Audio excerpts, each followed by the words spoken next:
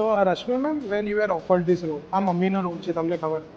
સો કોઈક વાર એવું રહે કે હું ટાઈપકાસ્ટ થઈ ગઈ કદાચ આ રોલમાં, તો તમે એવું વિચાર્યું હતું when you saw this role?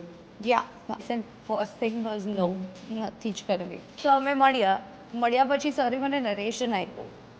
So as an actor I genuinely felt that કે આવી સ્ક્રિપ્ટ મળવી બહુ જ ડિફિકલ્ટ હોય છે. અને he knows it very well, એમનું વિઝન ને બધું સાંભળી ત્યારે આંખમાં આંસુ આવ્યા. And that moment I said that I will do your film. And I could not say no. I think every actor's dream to do such role. He is very hardworking.